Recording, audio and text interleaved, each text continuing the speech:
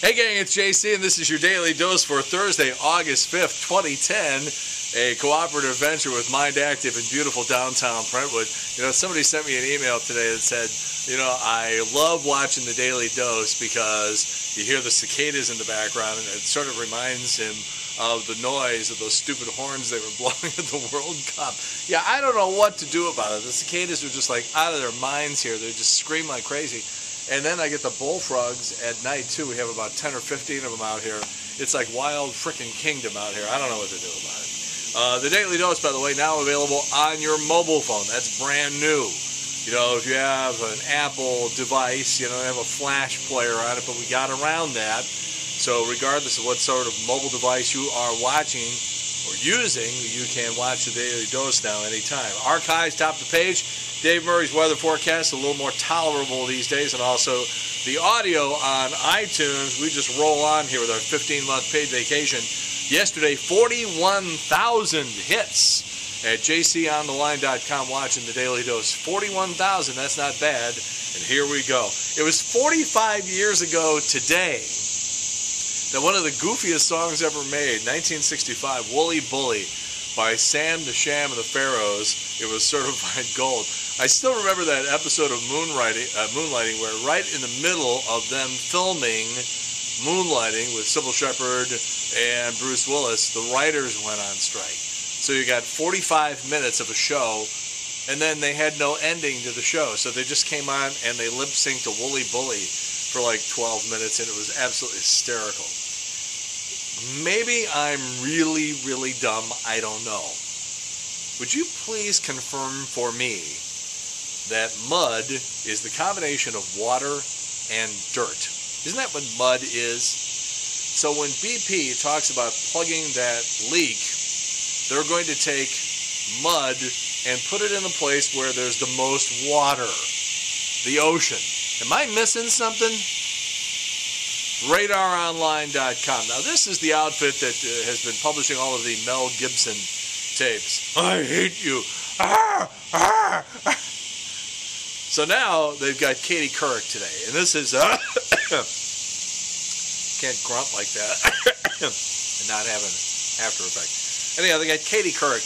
You go back a year or so ago when John McCain announced, actually it was 2 years, go back and when John McCain announced that he picked Sarah Palin as his running mate. So what they do is in the afternoon, before you watch your evening news, CBS, NBC, ABC, whatever the case may be, they do a little rehearsal, and that is shot.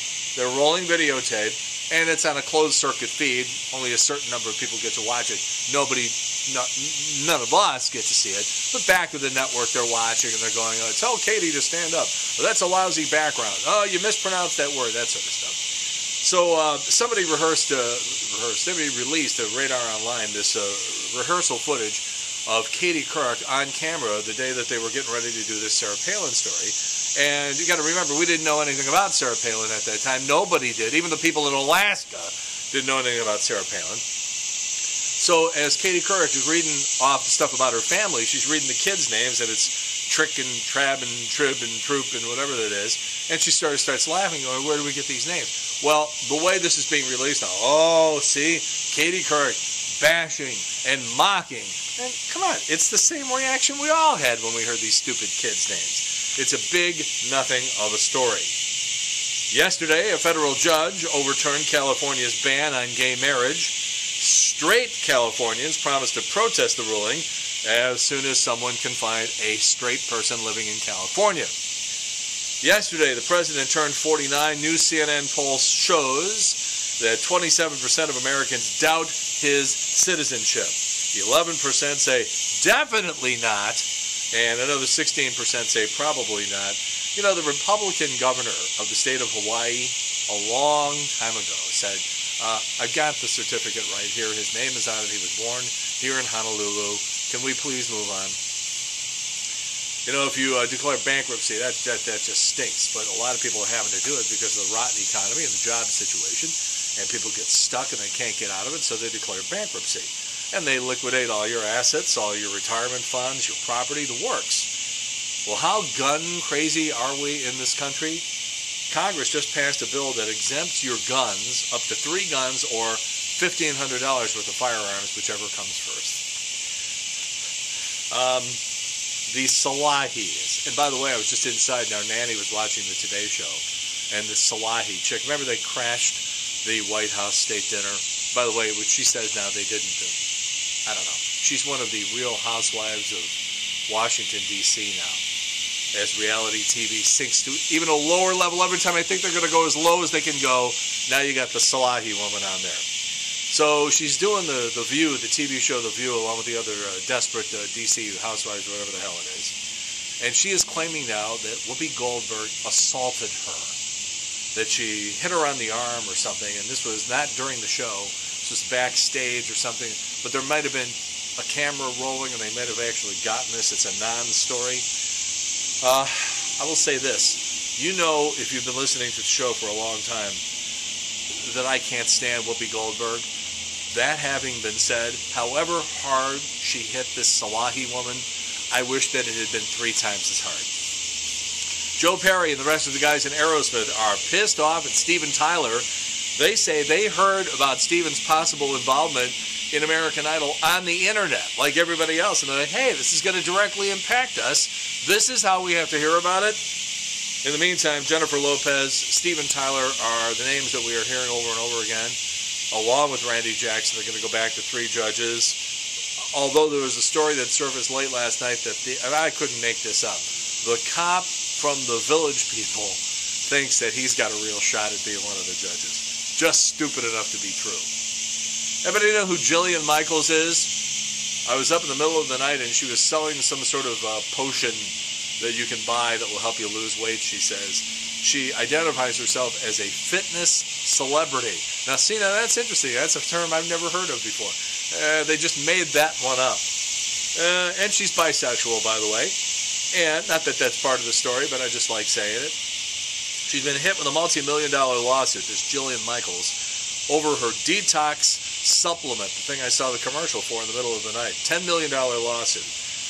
They say that there is potentially lethal combinations of toxic ingredients. Now, there's something in this stuff called yarrow, which is a toxic lawn weed that people say causes vomiting. Oh, you'll lose weight if you vomit a lot. But here's the one I love.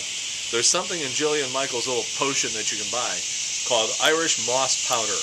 And they say that it causes gastrointestinal ulcers and it is commonly applied to aircraft wings to dissolve ice. Yum! How badly do you want to lose weight that you're going to ingest the stuff they spray on the wings of an airliner so it doesn't crash?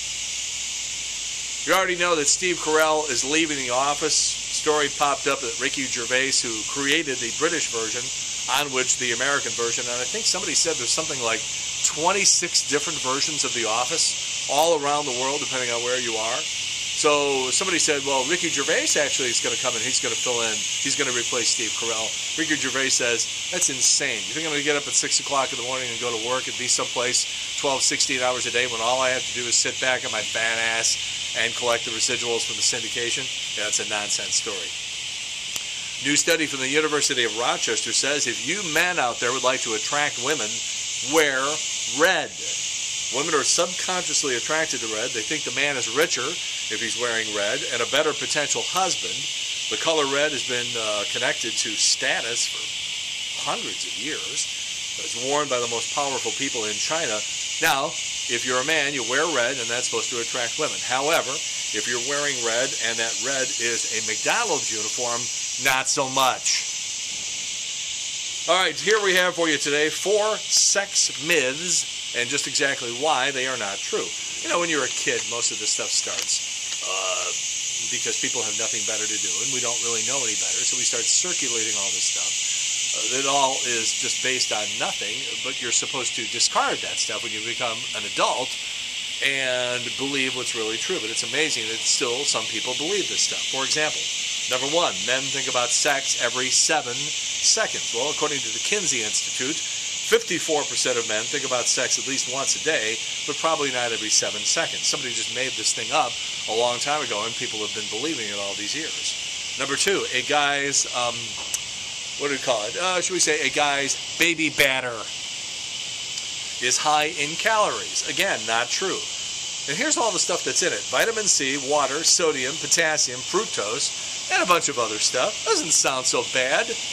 But the average serving is only about 6 calories. However, it is possible for a woman to be allergic to it, but we're going to edit that from this piece. We don't want them knowing that. Number 3, all women are a little bisexual. You know, you start hearing these stories, well, I was in college and, well, it's not true. Actually, there are more bisexual men than women. Kinsey Institute again says only about 3% of women describe themselves as being truly bisexual compared to 5% of men. And number 4, most women don't have to fake it. Well, the truth is only about 30% of women can fully be satisfied from just sex alone. But there's good news, 62% of women in relationships say they are satisfied with their sex lives. Anyhow. All right, what do we got here today? JC's Video Village. We're going back to 1999 for my audition tape for TV. When you want a job in TV, they say, put about 5 minutes of stuff together and just string it all together. Quick clips. Listen to those goddamn cicadas. Anyhow, you'll see mine from back in 1999. George Clooney, David Letterman, Sandra Bullock, Nicole Kidman, Woody Allen.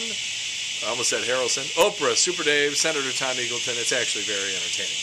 JC's Wayback Machine is the year 2000, and the TV commercial they ran at KLOU to announce that I was coming to work there. Not necessarily the news. Brendan Ryan this week. JC's Eye Candy. The internet is just full of these videos of kids making these trick basketball shots. But I found one that's called the world's farthest basketball shot. And I don't even like basketball, but this actually lives up to its name.